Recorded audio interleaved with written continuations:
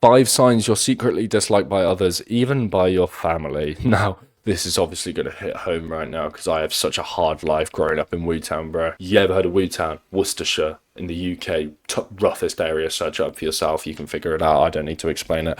I tell you who I dislike though, myself, because I recorded 2 hours worth of reaction videos, 40 minutes, 40 minutes, 40 minutes, 3 banger videos. Didn't record the desktop audio, so you can't hear the video the whole time. So now I'm having to weigh up whether or not I re-record them and have to fake the reaction and whatnot, or I bun the video off, or I record just the desktop audio and I have to fix it in post. My life is tougher than anything you'll ever know, bro. Try to deal with that problem and live in Wu-Town.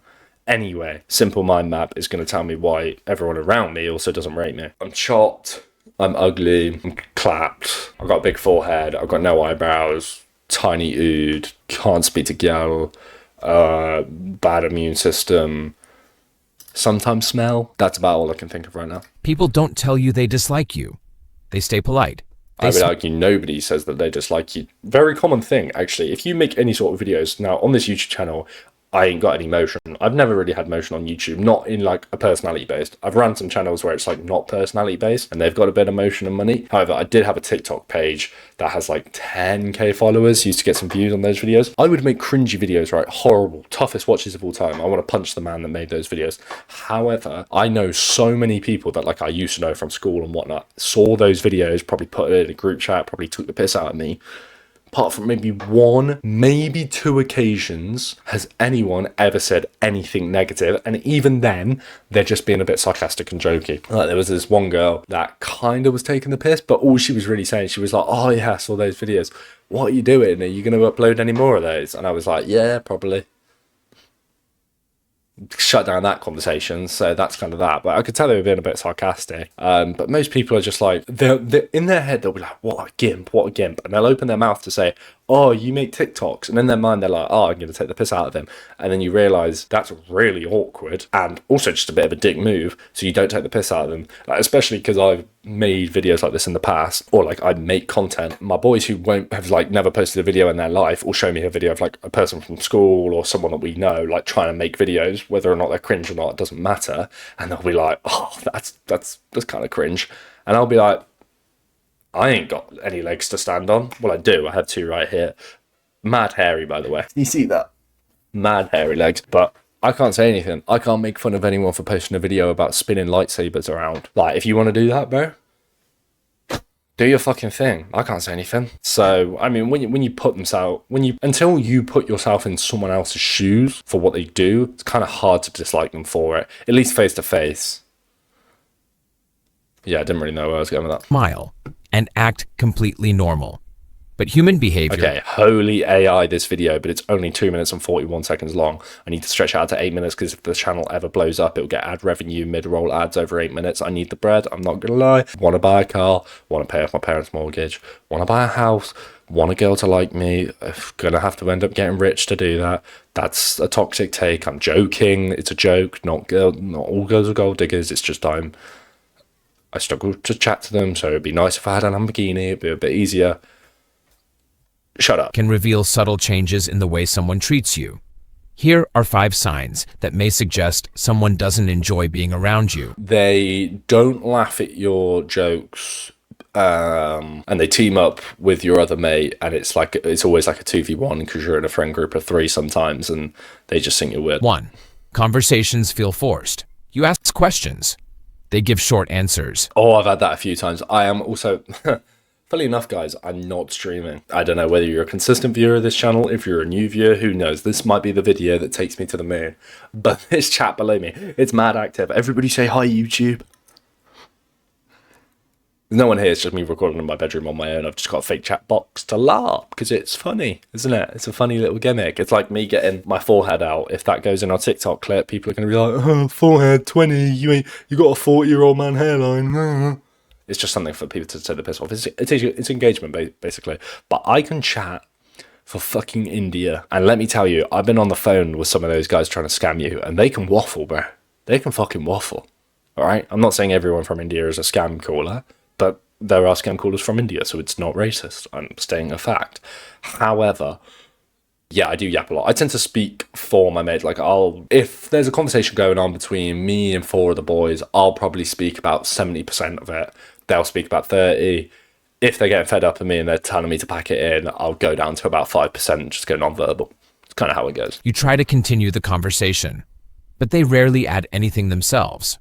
One awkward interaction means nothing, but if someone consistently gives minimal responses only to you, it may signal low interest in the relationship. Best way to do that, literally just hit them with the 1-2, or the 1-2, the Uno reverse, that's what I meant to say, and just go silent on them. Feel mad awkward, but it does work. And then they just start, because they're so used to you filling the silence, even though they'll moan at you for like, oh bro, you don't need to fill the silence, you don't need to chat all the time. If you're just the one that actually takes the initiative not to chat, most of the time they'll feel more awkward, and then they just start waffling.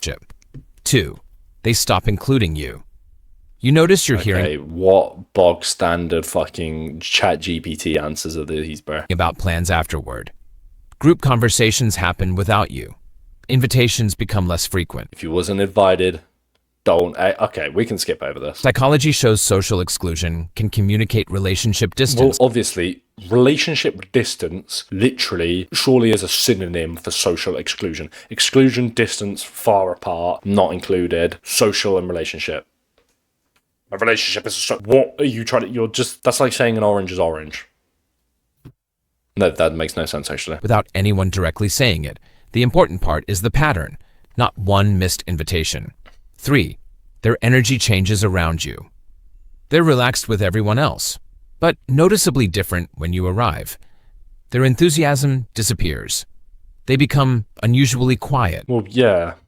That's just, yeah, these kind of obvious. If you're not clocking these things as like a normal human being, I hate to break it to you, you're kind of stupid. Or the conversation suddenly changes. A single mood change proves nothing, but repeated differences in behavior can be meaningful. Yes, thank you for repeating that line every single time. 4. They don't build on your conversations. Okay, that's true. You tell them something interesting. They acknowledge it, then immediately move the conversation somewhere else. Yeah.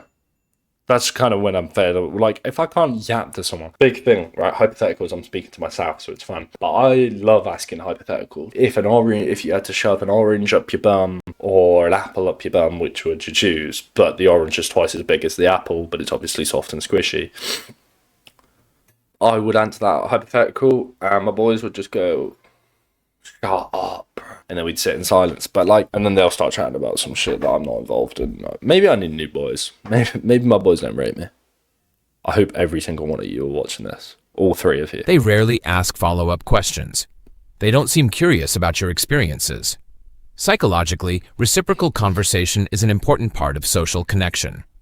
When reciprocity consistently... I'm just convinced the brunette girls don't have that with me. I think I must just have some magnetic field that doesn't allow that, because with blonde women who love blonde women, great. The X-Men cast, amazing. You've gone 3 for 3. You've got the lady playing Emma Frost, I can't remember what her name is, but she's unreal. You've got Sadie Sink, Ginger, Jean Grey. I mean, the words even need to be said. And you've got Indy Neverett playing Rogue, brunette. I mean, obviously she's got the white highlights. They've gone 3 for 3 with that. Point is, I'm saying I love all of the spectrum of hair colour. But I would say, well, no, my ranking would be 10 brunette. No. 10 ginger, 10 brunette, 10 blonde.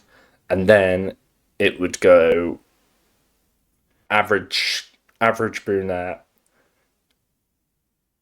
average blonde, average ginger. So it swaps order slightly as soon as they come down. I'm chopped, by the way. I'm not I'm below that list. I'm self-aware. Okay, I understand what you're looking at right now. Okay, my point is, I don't think brunettes ever find me attractive. Never tried with a ginger, so I've never had that opportunity. So if that Cyclops position opens up, guys, Marvel, X-Men, you've seen what I'm like in this video. I can waffle for days. I think I'd be great on the big screen. Look at me. Disappears. The relationship may be weakening. 5.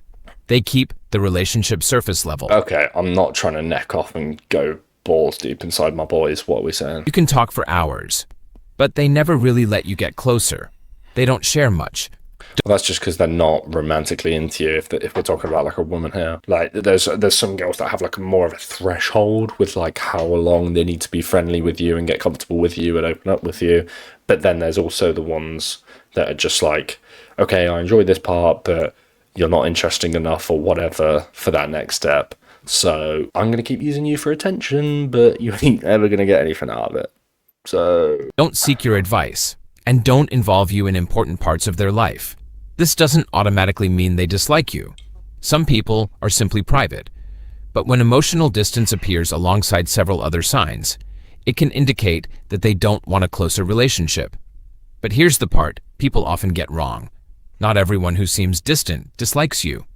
They could be stressed, busy, introverted, or yeah, I would say that's the case. That's more the case with like the boys. I have like lots of old mates that I'll speak to in certain situations. Like I have some mates that I'll talk about like TV shows, or I've got a mate that we're interested in because we both just love Marvel, or like mates from like football or stuff and like golf. But I'm only really going to see them if I'm doing those activities. They're not kind of like the boys I would check up on just from day to day, but that's because relationships, like social, like platonic relationships and relationships, are all transactional. You end up getting something from it, whether or not you'd like to admit it or not, whether or not it's just to laugh or to de-stress or some sort of emotional thing out of it. They are ultimately transactional.